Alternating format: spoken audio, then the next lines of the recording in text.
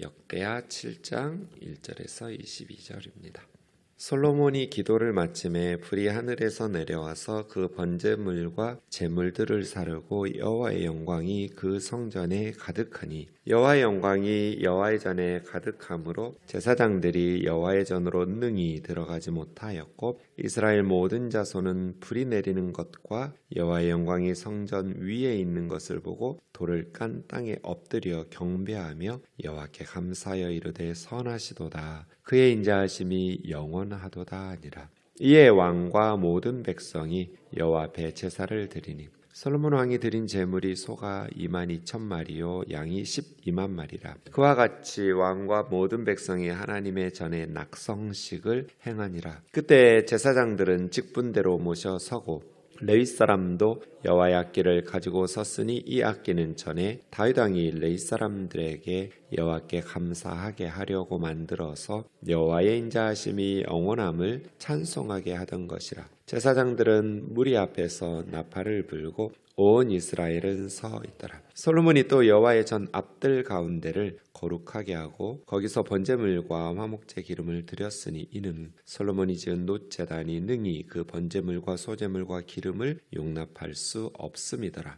그때 솔로몬이 7일 동안 절기를 지켰는데 하맛 어귀에서부터 애굽 강까지의 모든 이스라엘에 심히 큰 회중이 모여 그와 함께 하였더니 여덟째 날에 무리가 한 성회를 여니라. 제단의 낙성식을 7일 동안 행한 후 이 절기를 7일 동안 지키니라. 일곱째 달 제23일에 왕이 백성을 그들의 장막으로 돌려보내매 백성이 여호와께서 다윗과 솔로몬과 그의 백성 이스라엘에게 베푸신 은혜로 말미암아 기뻐하며 마음에 즐거워하였더라. 솔로몬이 여호와의 전과 왕궁 건축을 마치고 솔로몬의 심중에 여호와의 전과 자기의 궁궐과 그가 이루고자 한 것을 다 형통하게 이루니라. 밤에 여호와께서 솔로몬에게 나타나사 그에게 이르시되 내가 이미 내 기도를 듣고 이곳을 택하여 내게 제사하는 성전을 삼았으니 혹 내가 하늘을 닫고 비를 내리지 아니하거나 혹 메뚜기 떼들에게 토산을 먹게 하거나 혹 전염병이 내 백성 가운데 유행하게 할 때에 내 이름으로 일컫는 내 백성이 그들의 악한 길에서 떠나 스스로 낮추고 기도하여 내 얼굴을 찾으면 내가 하늘에서 듣고 그들의 죄를 사하고 그들의 땅을 고칠지라. 이제 이곳에서 하는 기도에 내가 눈을 들고 귀를 기울이리니 이는 내가 이미 이 성전을 택하고 거룩하게 하여 내 이름을 여기에 영원히 있게 하였음이라. 내 눈과 내 마음이 항상 여기에 있느니라. 내가 만일 내 앞에서 행하기를 내 아버지 다윗이 행한 것 같이 하여 내가 내게 명령한 모든 것을 행하여 내 율례와 법규를 지키면 내가 내 나라 왕위를 견고하게 하되 전에 내가 내 아버지 다윗과 언약하기를 이스라엘을 다스릴 자가 내게서 끊어지지 아니하리라 한 대로 하리라. 그러나 너희가 만일 돌아서서 내가 너희 앞에 둔 내 율례와 명령을 버리고 가서 다른 신들을 섬겨 그들을 경배하면 내가 너희에게 준 땅에서 그 뿌리를 뽑아내고 내 이름을 위하여 거룩하게 한 이 성전을 내 앞에서 버려 모든 민족 중에 속담거리와 이야깃거리가 되게 하리니 이 성전이 비록 높을지라도 그리로 지나가는 자마다 놀라 이르되 여호와께서 무슨 까닭으로 이 땅과 이 성전에 이같이 행하셨는고 하면 대답하기를 그들이 자기 조상들을 애굽 땅에서 인도하여 내신 자기 하나님 여호와를 버리고 다른 신들에게 붙잡혀서 그것들을 경배하여 섬김으로 여호와께서 이 모든 재앙을 그들에게 내리셨다 하리라 하셨더라. 아멘. 솔로몬이 성전을 완공하고 하나님 앞에 기도한 후에 오늘 7장 1절에서는 하나님께서 불을 내려서 응답하시는 것을 알 수 있습니다. 솔로몬이 하나님 앞에 제단을 쌓고 이미 5장 6절에서 셀 수 없이 많은 양과 소로 하나님께 제사를 드렸다는 표현이 있습니다. 그래서 제사 준비는 이미 5장 6절에서 끝났고요. 그 이후에 솔로몬이 하나님 앞에 이렇게 기도할 때 그 기도에 대한 응답으로 하늘에서 불이 내려서 번제물과 제물들을 살았습니다. 5절에 보면 5장 6절에서는 셀 수 없이 많은 소와 양을 드렸다고 했는데 소가 22,000마리고 양이 12만 마리 이렇게 많은 수의 전무후무한 그래서 놋 제단이 좁아가지고 작아서 다 드릴 수가 없어서 특별히 앞들에 특별 제단을 만들어 놓고 제사를 드렸다는 기록도 되어 있습니다. 불이 하늘에서 내려서 모든 번제물과 화목제물을 하나님께서 연락하시고 응답하셨다라는 것은 하나님께서 솔로몬 성전과 기도를 기뻐 받으셨다는 뜻이죠. 하나님께서 솔로몬 성전 그리고 솔로몬의 기도를 기뻐 받으시면서 응답하신 것입니다. 또한 이것은 레위기 9장에 보면 첫 번째 광야에서 성막을 짓고 하나님 앞에 제사를 드릴 때 하늘에서 불이 내려서 첫 번째 광야의 예물을 불로 응답하시고 하나님께서 기뻐하셨던 것과 연속성도 있습니다. 광야에 모세와 아론이 지었던 성막과 예루살렘의 성전을 지었던 솔로몬 성전이 둘 다 첫 제사에 하늘에서 불이 내려서 응답하심으로써 성막과 성전이 동일한 방식으로 하나님을 기뻐하셨다라는 응답을 받은 하나님의 공인이죠. 불로 응답하셨다는 것은 하나님께서 이 성전을 공식적으로 인정하시는 사건이 불로 응답하신 사건입니다. 여호와의 영광이 성전에 가득했다. 아마도 빽빽한 하나님의 임재의 상징이, 그래서 하나님이 성전에 임재하시는 모습들을 구름 기둥으로 보았을 것입니다. 여호와의 영광이 전에 가득함으로 제사장들이 성전에 능히 들어가지 못하고 이스라엘의 모든 백성들도 땅에 엎드려서 경배하면서 감사 찬송을 부르는데 선하시도다 그 인자하심이 영원함이로다. 그러니까 하나님이 불로 또 영광으로 응답하시고 그 하나님의 응답에 감사한 이스라엘 백성들이 찬송으로 하나님 앞에 응답하고, 그래서 이 기쁨이죠. 하나님의 일에 동참한 사람들만 누릴 수 있는 기쁨이 있어요. 하나님의 사역에 함께하고 헌신한 사람들의 누리는, 그들에게 주시는 하나님의 은혜와 기쁨이 있죠. 4절부터 이제 봉헌식, 낙성식을 진행하는데 7월 달에 초막절과 연계해서 14일 동안 먼저 성전의 봉헌식을 7일 동안 하고 이후에 이어지는 절기인 초막절을 7일 동안 지켜서 14일 동안 낙성식과 초막절을 함께 지키고 있습니다. 백성이 드린 소 22,000마리, 양이 12만 마리, 그리고 6절에는 제사장들은 제사를 집례하는 것은 제사장들만 해요. 아론의 가족, 후손들. 그리고 악기를 가지고 노래하는 일은 아론의 가족 제사장 외에 레위지파 다른 자손들, 레위인들이 합니다. 그런데 이 악기를 가지고 찬양하는 일은 레위인만 하는 것이 아니라 제사장들도 해요. 정리하면 제사를 집례하는 것은 제사장들만 하고요. 악기와 노래하는 일은 레위인과 제사장이 함께 해요. 악기를 가지고 하나님을 노래하기 시작한 것은 다윗 때부터 시작했어요. 그러나 나팔을 불면서 하나님 앞에 예배하고 노래하고 또 집례하는 것들은 모세 때부터 했어요. 그렇게 구분해서 보시면 6절부터 이해할 수 있습니다. 제사장들은 직무대로 모셔 섰다는 것은 제사 업무를 진행했다는 것이고요. 레위인들은 악기를 가지고 섰는데 악기는 다윗이 레위 사람들에게 감사하게 하려고 만들어서 찬양하게, 여호와의 인자하심이 영원함을 찬송하게 하려는 것이다. 제사장들은 무리 앞에서 나팔을 불었다. 온 이스라엘 백성이 서 있고 그렇게 낙성식이 진행됩니다. 거룩하게 번제물과 화목제 기름을 성전 앞들 한가운데서 드렸는데 번제단이 너무 작아가지고 22,000마리와 12만 마리의 번제물과 소제물을 다 드릴 수가 없어서 낙성식을 위해서 성전 앞들 한가운데 특별히 새로 만들어 거기에 번제물, 소제물, 기름을 바쳤던 것입니다. 그때 7일 동안 절기를 지켰는데 하맛 어귀는 북쪽의 경계선이고요. 애굽강은 이스라엘의 남쪽 경계선입니다. 온 이스라엘 큰 회중이 모여서 함께 하였더니 8일째가 되매 무리가 성회를 여니라. 원래 절기는 7일 동안 지내고 8일째 성회로 모여서 또 하나님 앞에 예배합니다. 낙성식 다음 날이겠죠. 그렇게 제단의 낙성식, 그러니까 9절에 보면 성전의 낙성식이 아니라 제단의 낙성식이라고 해요. 번제단의 낙성식. 여기에 이 성전의 핵심 기능이 나옵니다. 예루살렘 성전의 핵심적인 기능은 하나님 앞에 번제단, 제단의 낙성식이라는 표현에서 나오는 것처럼 하나님 앞에 예배하는 거예요. 그냥 단순히 화려한 건물을 짓는 것이 중요한 것이 아니라 거기서 하나님 앞에 제사 드리는 것, 번제단에서 하나님 앞에 예배하는 것이 핵심 기능이라는 것을, 우리도 마찬가지죠.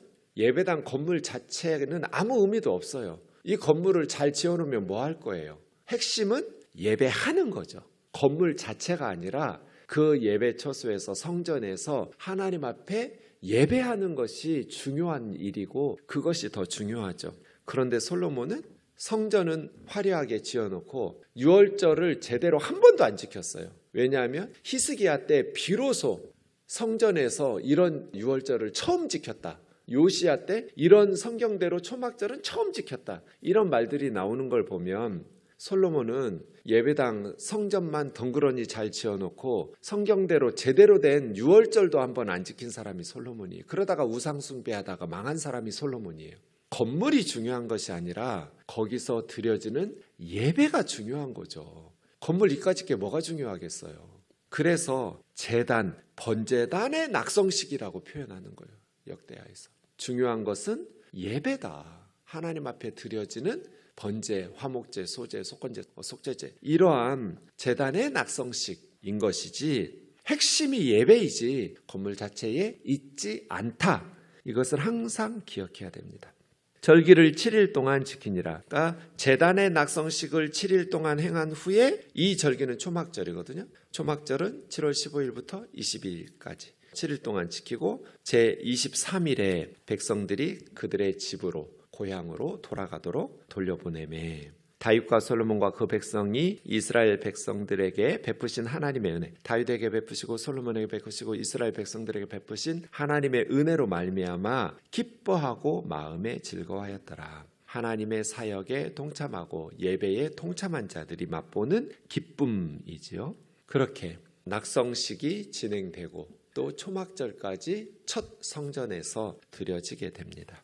솔로몬이 여호와의 성전과 왕궁은 13년에 걸쳐서 했죠. 그래서 솔로몬이 20살에 즉위하거든요. 20살에 왕이 되어서 40년 동안 왕위에 있어서 60살에 죽었는데 20살에 왕위에 오른 솔로몬이 3년 동안 준비해서 4년째 성전 공사 시작해요. 그래서 4년째부터 7년간 성전 공사를 마무리하고 13년간 자기가 살 왕궁을 새로 지어서 20년간 40년의 통치 기간의 절반 동안 성전과 왕궁을 짓는 일에 쏟아붓습니다. 전 이것이 어리석은 선택이었다고 봅니다. 성전 7년 짓는 것은 그렇다 치는데 그 후에 뭐하러 왕궁을 13년이나 지어요? 하나님의 집 7년 지었으면 자기 집 다윗이 지은 왕궁도 있는데 거기서 살든지. 그래서 솔로몬이 하나님께서 주신 전무후무한 지혜와 하나님께서 주신 성전을 물려받았으면, 지어놨으면 거기서 전심으로 하나님의 말씀으로 백성들과 다음 세대들을 훈련하고 양육하고 길러내고 인재들을 양성하고 그렇게 하나님 앞에 예배하는 일에, 기도하고 하나님의 말씀으로 백성들을 가르치는 일에, 그리고 다음 세대들을 준비시키는 일에 집중하고 전무했다면 르호보암 같은, 솔로몬의 아들 같은 그런 바보 같은 왕이 만들어졌겠어요? 나라 다 망가가지고 결국 르호보암과 함께 할 수 있는 젊은 세대들은 다윗 밑에서 보고 배웠던 노인 세대들과 달라서 르호보암이 왕이 되었을 때 원로들은 당신 아버지 솔로몬이 너무 백성들에게 세금 많이 걷어내고 흥청망청 하느라고 백성들의 고열을 짜냈으니 이 부담을 경감시켜 주십시오. 그러면 우리가 솔로몬 아들인 르호보암 당신을 정말 잘 섬기겠다고. 그랬더니 르호보암이 자기 친구들, 젊은 친구들, 왕이 그렇게 물러 터지면 안 됩니다. 백성들에게 호락호락하게 하면 이제는 더 많은 것을 요구합니다. 그러니 세게 나가야 됩니다. 통치자의 권위가 세워져야 됩니다. 이런 식으로 조언하는 대로 르호보암이 해가지고 결국 10지파가 쪼개져 나갔잖아요. 솔로몬의 신하 여로보암 따라서. 그래서 북이스라엘과 남유다로 나눠졌잖아요. 제가 늘 말하는데 우리 다음 세대까지는 우리 책임이에요. 우리가 그 다음 세대는 몰라요. 태어나지도 않은 그 다음 세대를 우리가 책임질 수는 없어요. 하지만 다음 세대까지는 우리가 양육한 애들이 바톤을 물려받을 거잖아요. 솔로몬이 그 다음 세대를, 인재들을 길렀다면 르호보암과 그 많은 인재들을 하나님께서 전무후무하게 주셨던 지혜로서 잘 말씀으로 이 성전을 중심으로 중앙 성소를 중심으로 그렇게 국정 운영의 기조를 잡았다면 이렇게 20년씩 그러고 나서 나머지 15년은 그냥 우상숭배 하다가 맨날 파티하고 연애 열다가 망한 게 솔로몬이에요. 그래서요 여러분, 어떤 철학을 가지고 국정을 운영하고 어떤 철학을 가지고 목회를 할 거냐 너무너무 중요해요. 중요한 것은 사람이고 하나님의 말씀에 순종하도록 양육되는 말씀의 순종이지 왕궁이나 성전 건물 자체가 아니다. 솔로몬이 결정적으로 시간을 낭비합니다.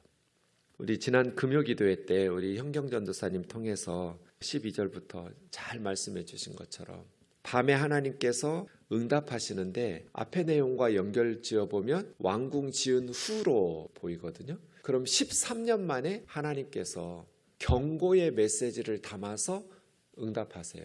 솔로몬의 기도에 하나님께서 낙성식 때 불로 응답하셨지만 말씀으로 밤에 나타나셔서 솔로몬에게 응답하신 것은 왕궁 완성까지 그러니까 왕궁 13년 지었으니까 13년 후에 응답인 것처럼 기록해요. 내가 이미 너의 기도를 듣고 이곳을 택하여 제사하는 성전으로 삼았다. 그런데 혹 내가 하늘에서 비를 내리지 않거나 메뚜기들이 토산을 먹게 하거나 전염병이 내 백성 가운데 유행하게 할 때 14절의 핵심이죠. 내 이름으로 일컫는 내 백성이 악한 길에서 떠나야 돼요. 스스로 낮추고 기도하여 내 얼굴을 찾으면 내가 하늘에서 듣고 그들의 죄를 사하고 그들의 땅을 고칠지라. 그러면 다시 단비가 내리고 메뚜기 떼와 전염병이 사라지게 하겠다는 거죠.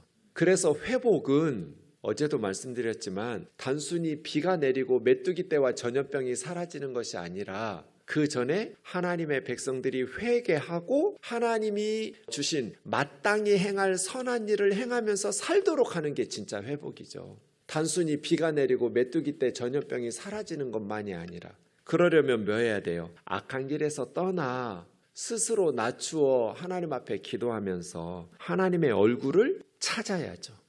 지금도 마찬가지죠. 하나님은 정말 자비로우신 분이거든요. 솔로몬이 기도했던 것처럼 범죄하지 않는 사람이 누가 있어요? 다 자기는 죄가 없고 저 사람만 죄인인 것처럼 그렇게 정죄하면서 말하고 생각하고 판단하는 교만한 죄를 짓지만 범죄하지 않는 사람은 아무도 없사오니. 그래서예요. 우리가 악한 길에서 떠나서 겸손하게 하나님 앞에 회개하고 기도하고 하나님의 얼굴을 구하고 하나님의 긍휼과 자비를 구하고 하나님이 우리에게 베푸신 은혜를 사모하며 나아갈 때 하나님께서 죄를 용서하시고 그 땅을 고쳐주신다. 그러니 지금도 우리가 어려움을 당할 때마다 비가 내리지 않거나 메뚜기 떼가 토산물을 먹거나 전염병이 임할 때 코로나 팬데믹이 임할 때 역대하 7장 14절을 기억하면서 우리가 하나님 앞에 나가는 거잖아요. 이제 이곳에서 하는 기도에 내가 눈을 들고 귀를 기울이리니 내가 이미 성전을 택하고 내 이름을 여기에 영원히 있게 하였습니다. 내 눈과 내 마음이 항상 여기에 있으리라. 그런데 한 가지 조건이 있죠. 그게 17절이에요. 네가 만일 너희 아버지 다윗처럼 내 앞에서 행하면. 솔로몬아, 성전이 너를 지켜주는 것 아니다. 너희 아버지 다윗처럼 말씀에 순종하는 것이 너를 지켜주고 너희 나라를 지키는 것이다.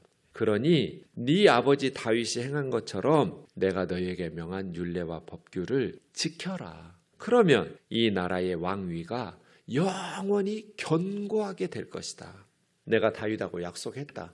이스라엘을 다스릴 자가 너에게서 끊어지지 아니하리라고. 근데 이것도 조건적인 약속이에요. 다윗에게도. 하나님의 약속은 조건이 있어요. 하나님의 말씀에 순종하면.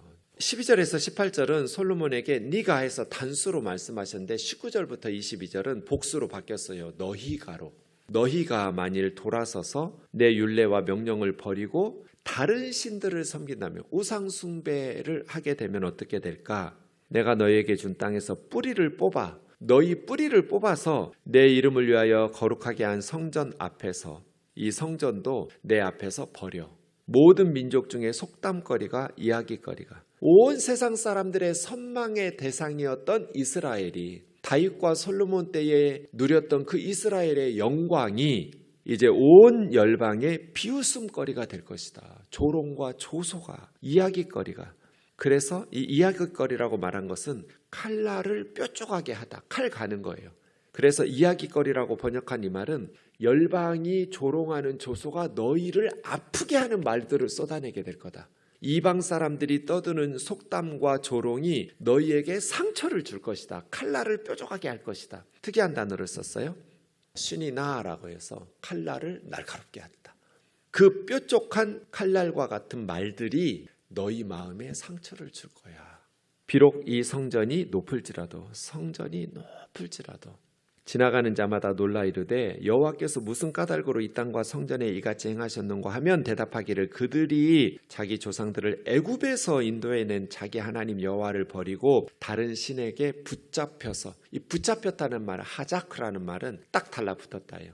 그냥 강력 본드로 접착해놓은. 그래서 이스라엘 백성들이 다른 신들에게 접착해서 떨어지려고를 안 해요.